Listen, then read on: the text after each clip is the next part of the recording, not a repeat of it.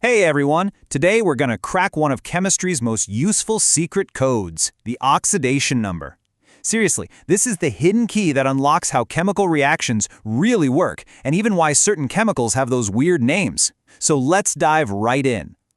You know when you're reading a textbook and you see a name like iron 3 chloride? Ever stop and wonder, what is the deal with that Roman numeral in the parentheses? I mean, it's not just there to look fancy. It's actually a vital clue about the iron atom in that compound. And by the end of this, you'll know exactly what it means and how to find it for any element out there.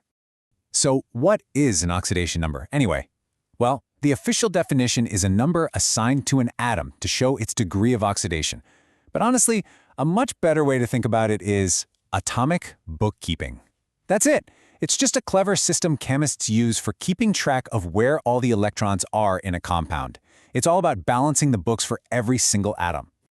Okay, so how do we actually find these numbers? It might seem a little intimidating at first, but trust me, it all boils down to just 6 essential rules. Once you get these down, they become your toolkit and you can figure out the oxidation number for pretty much anything. Let's just run through them real quick. Rule 1. Super easy. Any element just hanging out by itself is always 0. Done. Rule 2. Some atoms are our anchors. They're super reliable. Oxygen is almost always going to be a -2. Rule 3, if you've got a simple ion, just one atom, its oxidation number is just its charge. Easy. Now, rules 4 and 5 are all about balancing. In a neutral compound, everything has to add up to 0. But in an ion, they have to add up to the ion's charge. And finally, rule 6 is our tiebreaker. The more electronegative element, the one that's better at pulling electrons toward itself, gets the negative number. That's the whole toolkit right there. All right, enough with the theory, right? The best way to learn this stuff is to just do it. So let's apply these rules to a real example, and we'll start with a nice, simple neutral compound. Our first challenge is sulfur dioxide, SO2. Now, looking at our rules, we know what the oxygen's number is, but the sulfur, that's our unknown. Let's solve the mystery. Here's how we set up the problem. You always start with what you know for sure. From rule 2, we know each oxygen is -2. Since we have 2 of them, their total contribution is -4.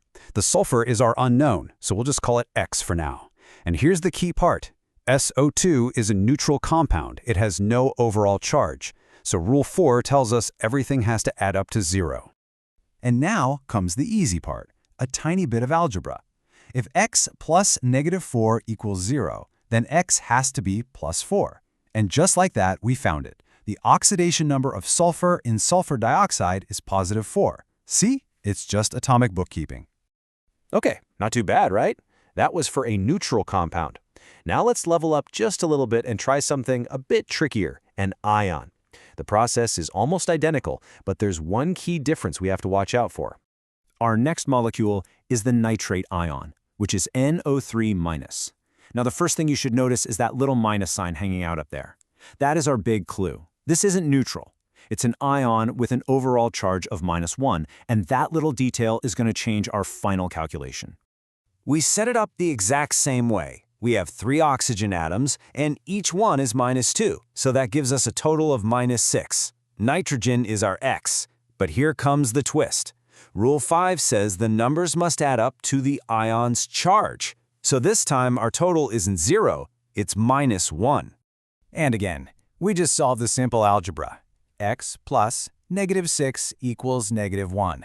A quick rearrange and bam! X equals +5.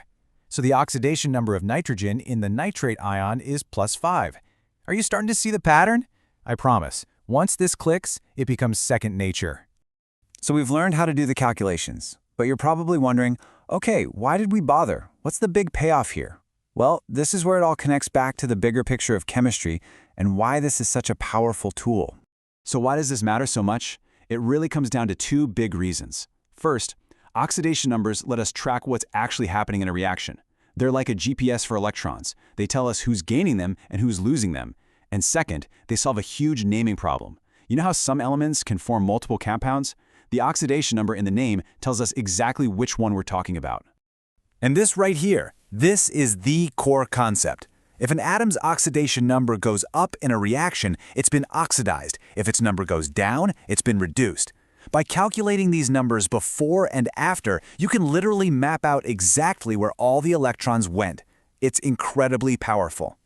And that brings us all the way back to our original mystery. That III in iron 3 chloride? It's the oxidation number. It's been telling you the whole time that the iron atom in there has an oxidation number of +3. And that's why the formula is FeCl3. You need 3 chloride ions, each with a -1 charge, to perfectly balance the iron's +3 charge. The code is cracked. All right, now it is your turn to put this to the test.